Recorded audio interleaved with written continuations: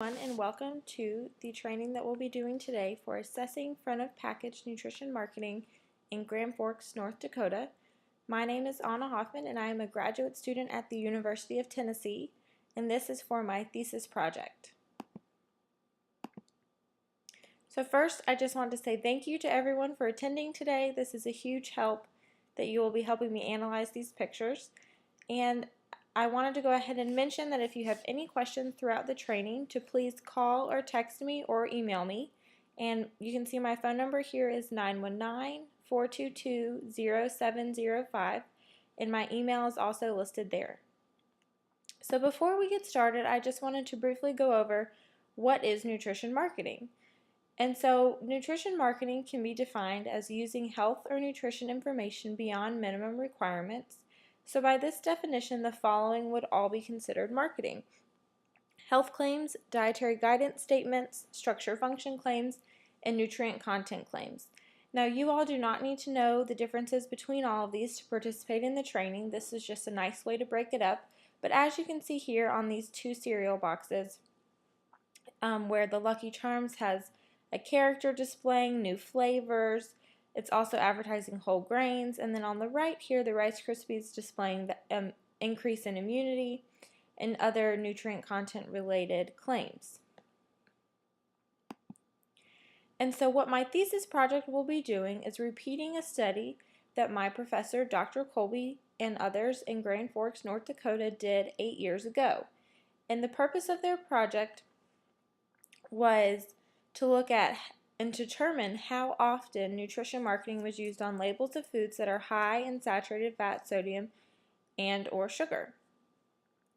And so due to the fact that the article was still overwhelmingly popular, we've decided to replicate the study to analyze the same hypothesis and then also to compare the results to see if the state of nutrition marketing has changed.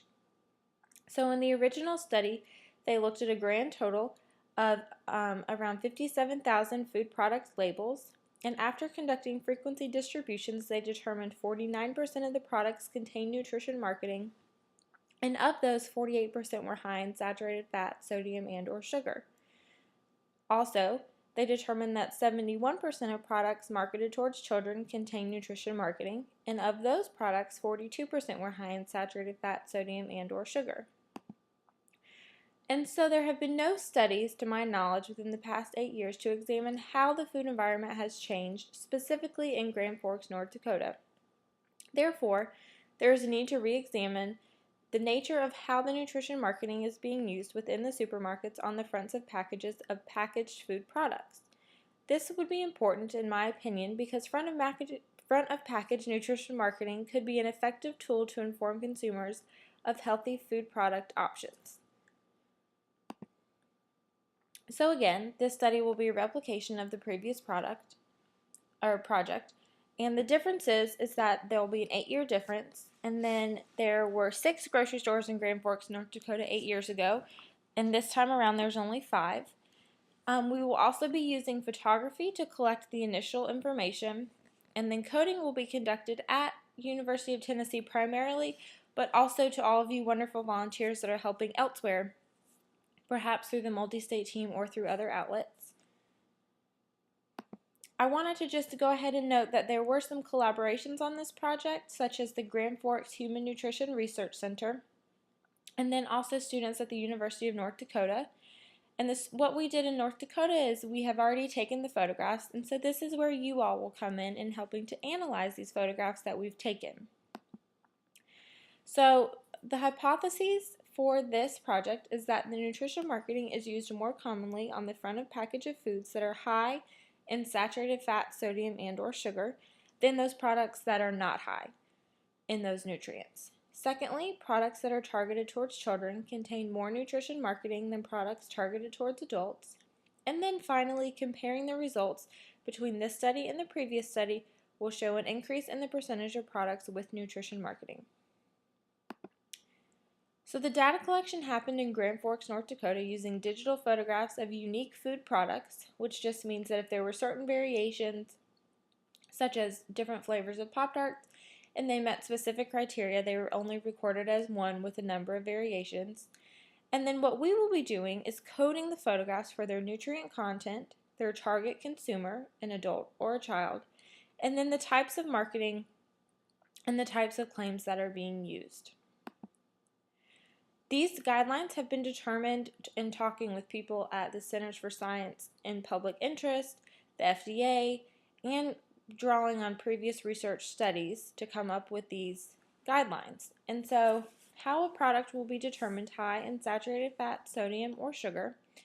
For saturated fat and sodium, if the daily value is greater than 20%, the product will be considered high in that nutrient. And then for sugar, we needed to take into account the natural sugar occurring in fruit and milk-based products. And so if a product is fruit or milk-based and greater than 21 grams of sugar, it will be considered high. But if it is not fruit or milk-based, if it's greater than 6 grams of sugar, it will be considered high. And how to determine if a product is fruit or milk-based, you can see in the supplemental handout that was emailed to you. Let's see if I can find it. So any product listing milk in the first 2 ingredients, or a fruit-based product with fruit or juice listed in the first 2 ingredients, or containing fruit or juice above 25% will be designated as fruit or milk-based. How we will determine the target consumer. This is very important because we really want to capture the true percentage of products that are marketed towards children, as that is such a hot topic of debate at the moment. And so guidelines were developed based on previous research and communications with the FDA and CSPI for determining a product as marketed towards children. So 2 of the following criteria must be met. The first one being iconography that is pointedly directed towards a child, such as cartoon characters, licensed characters, company characters, celebrity endorsements, or athlete endorsements. Next, a cross-promotion, such as a tie-in to a popular TV, movie, or book reference, a referral to websites, video games, or code entries, premiums, prizes, toys, contests or sweepstakes, coupons, or collectibles, if merchandise is offered and advertised on the front of the package, a chance to win a trip to a theme park, tickets to a concert, or other entertainment venues, and then also if it's advertised as a limited edition food. Next, the foregrounding of shapes, colors, or unconventional tastes and fonts. This is really pointed towards the logos that we are seeing on the fronts of the packages, such as the Fruit Loops logo, which is really bright and looks like it's coming right at you. And these need to be directed towards children, anything that looks fun and young. Next, if puzzles, games, hidden words, or messages on the box are advertised on the front of the package. And this is important to realize it must be advertised on the front of the package in order for it to count. And then lastly, if the packaging itself is in the shape of something targeted towards a child, such as, I don't know if you all have seen the fruit and cheese packages that come in the shape of Mickey Mouse's head, and then also if something is packaged for a child to take to school, such as a Lunchable. So a product must meet 2 of these guidelines in order to be considered marketed towards a child. Then, if it is targeted towards a child, the type of marketing will be coded. And this is important because we really want to capture this information as the technology is new and evolving. So if a QR code is present, that thing that you scan with your smartphone that will direct you to a website, if there is a social media such as the Facebook, Twitter, or Pinterest logo on the front of something, or advertisement of a website and a rewards program, if there's a sweepstakes, or if there's an athlete endorsement or celebrity endorsement, and there are others that will be present on the survey that you'll be filling out for each product. These were just a couple to name a few. So the coding and analysis of the products. For the coding, instead of using a code sheet, within the Qualtrics survey, the codes are listed out and you may select as many codes as applicable to each product. And if you do not see a code as an option, you may type it into the additional claims and comments box. So to have this make more sense, I'll go over to what the survey will look like. Now this is from my view for me to edit it. However, when you guys pull up your survey link that's emailed to you, it will look very similar to this but in a prettier format. And so for instance, if we're starting from the top, you would enter the brand name, the item description, the UPC code, and we'll go into this in detail later on. and then you will also select the food group that it is in. Then, if you select that it is marketed towards a child, it will display these following claims for you to identify which at least 2 of these were present on the front of the package. Next, you will go through the different health claims that you see on the front of the package and the nutrition marketing that we spoke of earlier. And you all do not need to recognize the difference between the health claims. This is just a nice way for me on the back side to see things as coded in a nice way. So first you see the FDA approved health claims, which is a select set of guidelines. If you do not have any of these on the front of the package, then you would select none, and these must appear on the front of the package as written here or in a slight variation.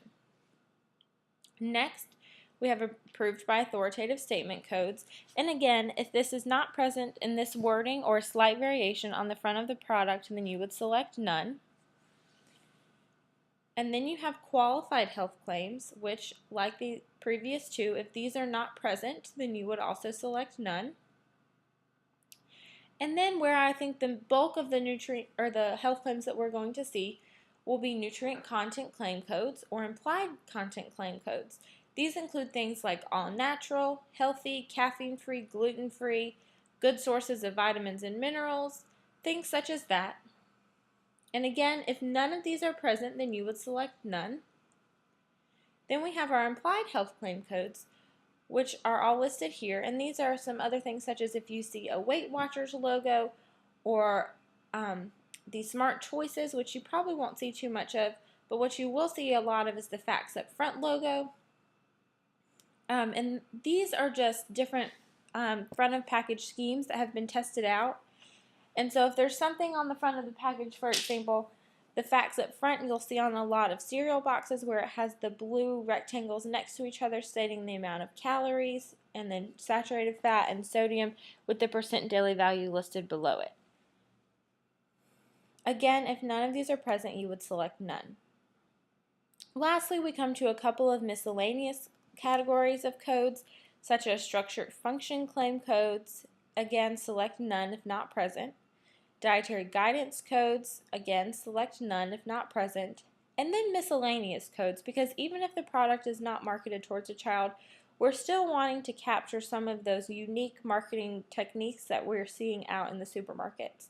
So these would include things such as a social media reference, a QR code, and then in doing primary data analysis, things that I've seen pop up a lot, such as advertising a chip as kettle cooked, also a statement saying that it was made in a country or state, and that does not have to be specific to the United States. For instance, made in Italy, made in Greece, something such as that. And then also interesting ones that I found are references to a restaurant or food brand on the front of the package, such as cinnamon rolls using Cinnabon logo for their cinnamon.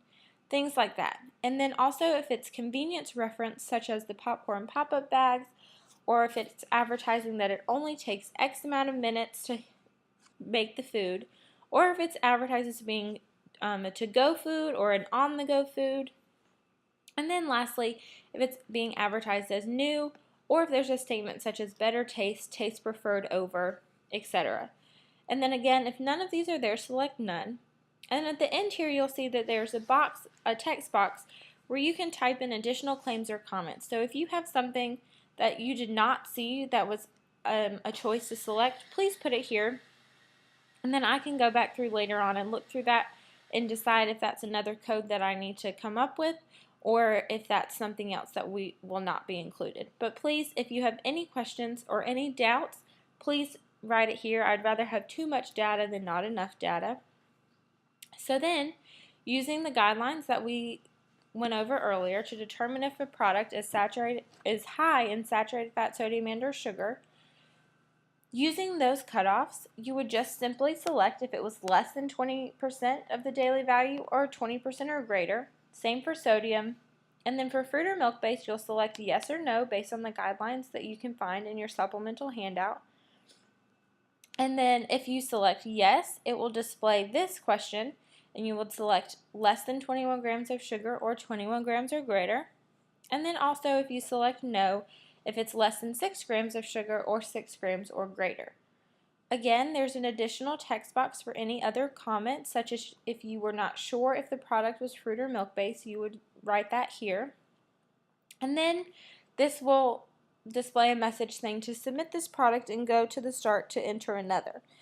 And so within the training, the survey will loop automatically and you won't have to worry about this. But in the real survey, when you're doing it for the actual products, a link will appear and you will just select the link and it will pull up a new survey for a new product. Okay, so you're probably wondering where you're going to get these pictures that you're analyzing. And so first I want to point out that each volunteer will be sent a link to a survey to fill out product information.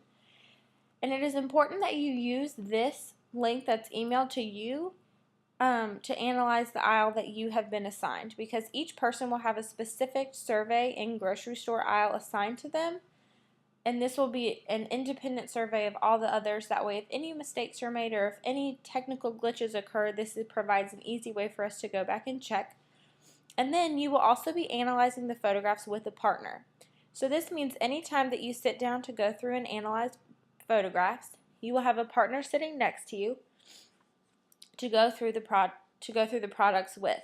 And this was done so that it's more like the original study when they went through the store with a partner, and provides accountability. So where do you access the pictures? The pictures are being stored on an online storage website called SmugMug, and so we'll go there now. So when you pull up smugmug.com, this is what the web page will look like. And you would go to the Login tab up here. And then you will enter the login information, which is my email, annaehoffman@gmail.com. And then the password is marketing. And you would hit login. So this pulls up our home page. And as you can see, there are different galleries for different aisles of different grocery stores. Currently, we only have galleries uploaded for one grocery store, the Super One. But as you can see, this was the bread aisle, and then we have the produce aisle, and there's all of these. And so when you guys complete the training and email me, I will email you back saying, great, I'm so glad that you've completed the training. Here are the aisles that have been assigned to you. I'm not assigning aisles per partner, so that you can choose which partner that you want to work with. The only thing is that your partner must have completed the training that you're completing now. And so you would be responsible for saying, okay, I've been assigned the Super One freezer, open freezer aisle, and I need to code this, so I need to find someone to sit down and code this with me. So as you can see, the gallery is there, and I think the easiest way to view these pictures is to go up here to the Organize tab. So we'll click on that. And again, there might be some pop-ups that occur. Please don't alter anything on the website. There's no way to make different copies of the website for everyone. So if something is changed or accidentally deleted, that would be bad. Even though it's backed up other places, just go on here and do what you've been assigned to do, and let's not go into other aisles. So as you can see, the aisles are listed over here on the left again. So for this purposes, for the training, you could click on this and they would all pop up here. It is important that up here where it says sort by, that it is sorted by file name. If it's sorted by anything else, they won't be in the order that they were taken, such as you can see the front of the package, nutrition facts panel, and then the UPC code. And then for some rounded products, you may see a couple of pictures for the front of the package to encompass all the nutrition information that was present there. Okay. And then another important thing to point out is that after you've coded a product, you're going to comment on one of the pictures for that product and say coded. That's just so if you need to stop halfway through coding an aisle, you will know which ones that you've already completed. This will not be done in this training gallery, as multiple people will be accessing this.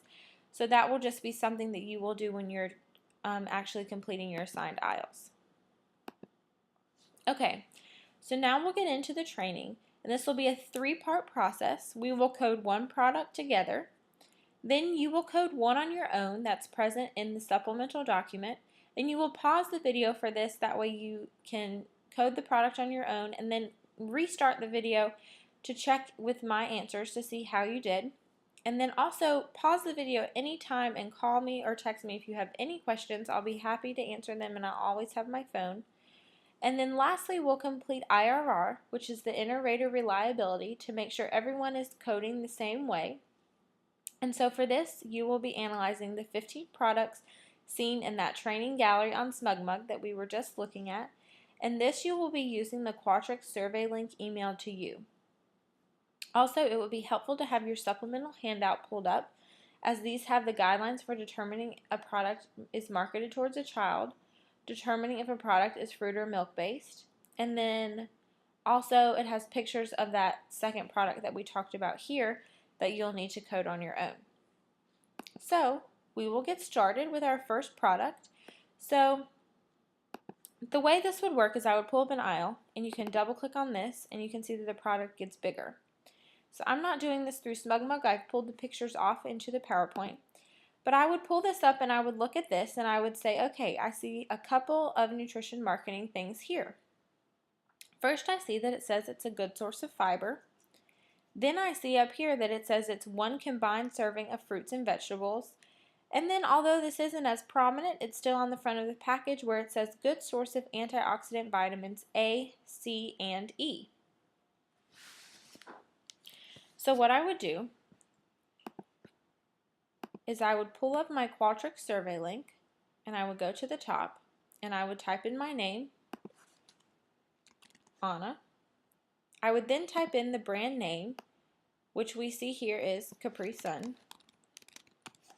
I would type in my item description, which would be drink, and then I would type in the UPC code. Now the UPC code will often be the last photograph, so you can go back and do this or just do it in order. It is very, very, very important to not include the far left number. This number over here is not included in anything, and the reason why this is so important that you enter this correctly is that we will be matching the UPC codes that are entered by you all with the UPC codes that were recorded in the grocery stores for variation numbers. And so if we don't have a match between the UPC codes, we're losing a lot of data. So just remember to not include this number on the far left. So this UPC number would be 87684004180. Okay. And now I'll pull that to the side because I can't remember that. So it will be 87684004180. And then also it will have you re-enter the UPC code, and please don't copy and paste. This is here for you all as a check to be sure that we're entering it correctly. You will not be allowed to move on if the UPC codes do not match. So next we come to the food group question. So here I would select that it is a beverage and a drink. Okay, next I would say, is it marketed towards a child? Well, I would go back and look at the front of the package, and I'm not seeing anything besides this cartoon character that is really marketed towards a child. This looks to be more of a universal marketing scheme, even though it is very pretty and looks nice. I would not say that it's marketed towards a child. So I would select no, and selecting no would skip this question, which you guys won't have to worry about, but just so that you're aware. So this question will not pop up for those products not marketed towards a child. So now we're going to get through the health claims. And so I'm looking at this and I'm familiar with this. And so I would recommend that you go through and at least read through once all the claims that you can find in each section, and not to memorize them, but just to be familiar. And so I'm going to say no, there's none of these, because even though we have a mention of fruits and vegetables here, it is not related to cancer or risk of coronary heart disease. So we'll move on to the next one. And then here I'm also seeing that we have none of these codes on the front of the package either. And then again, with the qualified health claim codes, nothing there. So we'll select none for all of those. Now the nutrient claim codes is where we're going to have we're going to have some. So here we say good source of fiber. So I'll go over here and select that one. It also says that we have 1 combined serving fruits and vegetables. So that would be number of servings of fruits and vegetables. And then we also have a good source of antioxidant vitamins A, C, and E. So we're going to select good source of vitamin A, C, and E. And then move down to the next. And so we've addressed all of our content claims, except for I would go ahead and select good source of antioxidants here since they did mention that word on the front. But then we don't see any of these others here. I don't see any structure function claims.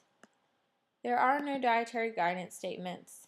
And then the miscellaneous codes, there really isn't any of these that are present here, so we'll go ahead and select none. Additional claims and comments, this is not a required question, so you don't have to enter anything here if you don't have anything else to say, which I don't, so we'll leave that blank. So now we're coming to the nutrient content section. So we'll go to the nutrition facts panel, and we'll look here and see that here we have saturated fat is 0%. Here we see that sodium is 1% and sugars is 14%. Now we need to decide if it's fruit or milk based. So going back to our supplemental handout, we can look here that if a product lists milk, which isn't relevant to this product, or if a fruit-based product has fruit or juice listed in the first 2 ingredients or above 25% containing fruit.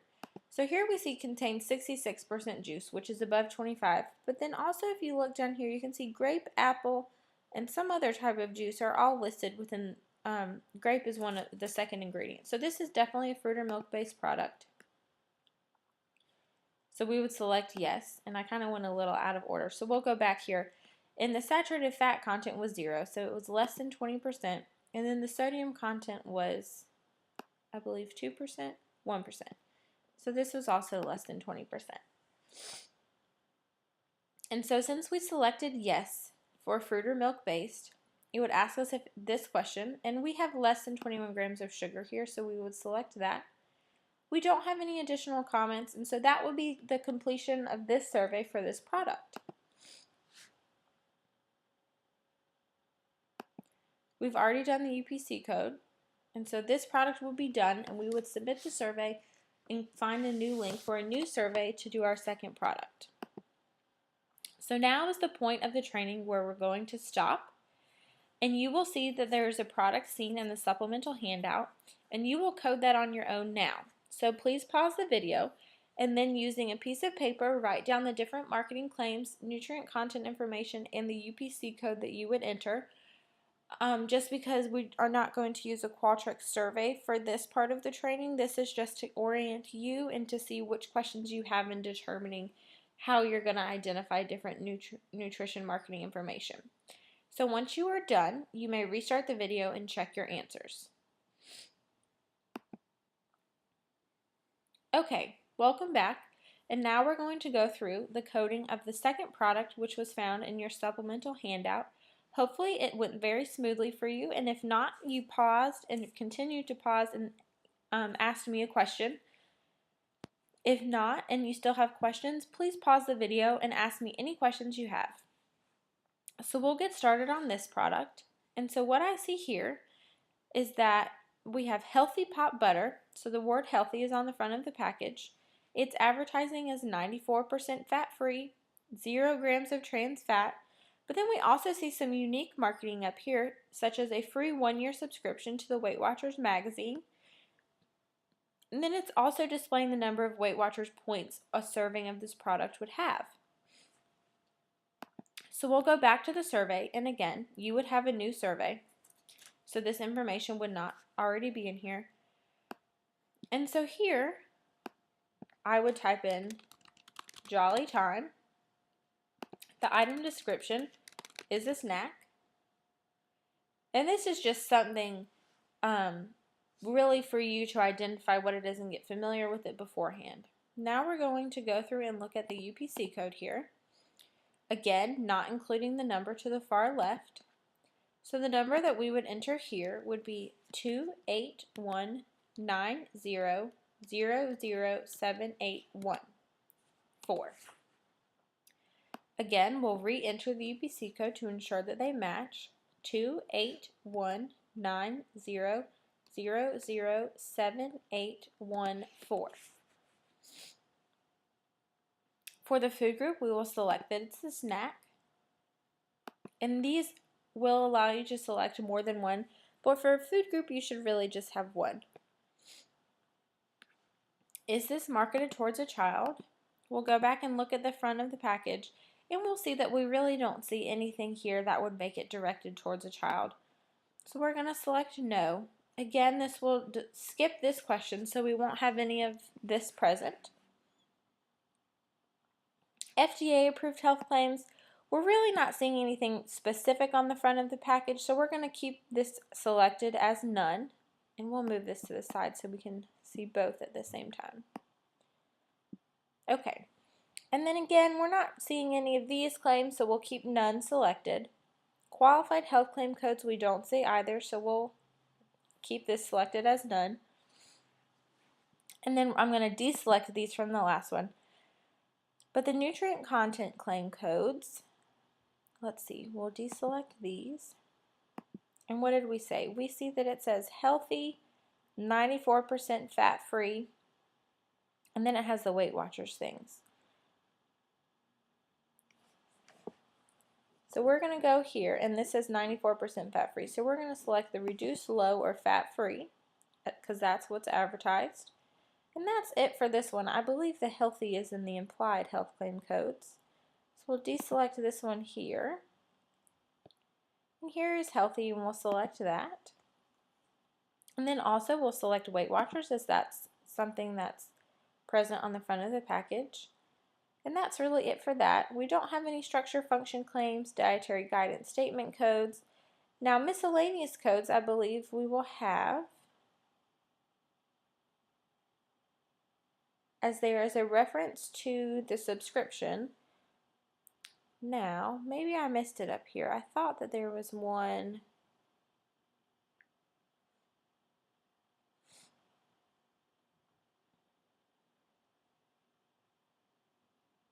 Well, I guess I forgot to put it in there. So I'm going to go ahead and make a new one. You guys won't have to do this.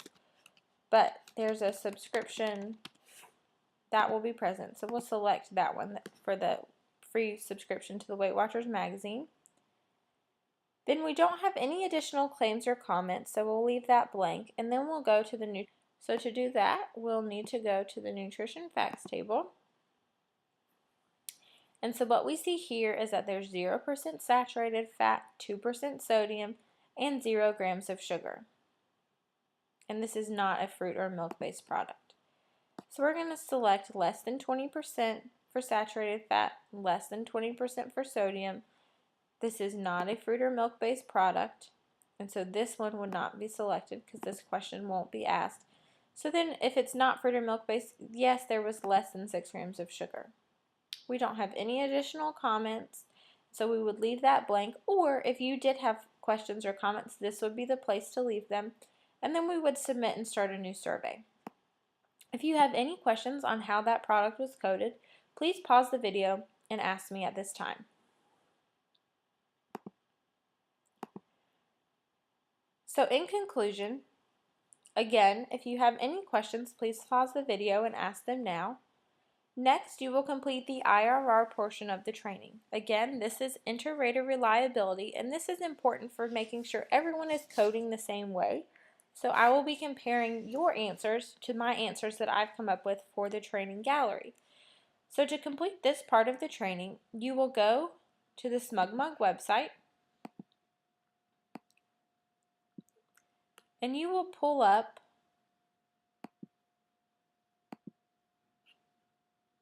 let me see if I can exit. There we go. You will pull up the training gallery, which you can see has 15 products in it. Please code them in order that you see them listed here, as this is how the answers will be analyzed. So you would start with the Capri Sun, move to the vegetable, then to the mayonnaise, then to the cheese, then to the pizza, and so forth. There are a variety of food group products here to provide you a lot of exposure. And so you would pull this gallery up, and then you would also go to the email that was sent to you with this training and pull up the link for the survey. When you pull up the link for the survey, it will ask you your name here. You will only enter your name for the once, and then the rest of the survey, as you can see here, will loop and merge back, and so it will go through this from here down part of the survey 15 times before it asks you if you want to submit. Now this is slightly different than the actual survey you will be doing because I'm not sure the exact number of products that you will be doing per aisle, and so then you will just submit new surveys. You do not need to comment coded during the training as other people would because other people will be using the same gallery. Just to show you how you would comment, if you're selected on this picture here, this little talking bubble right here, you would select that, and here you would just write coded, and then you would post that. And then this would be permanently marked on this product so that you can see that you've already coded that.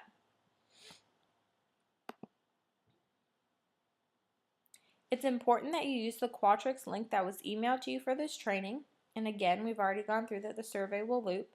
And so once your survey has been submitted, please email me to let me know, and I will respond with the aisles that you have been assigned, and then you can get started training. So happy coding to everyone. And if you have any questions or anything at all, please call, text, or email me, and I will get back to you as soon as possible. Again, thank you for attending the training today. And if you have any questions, please ask me. Thank you.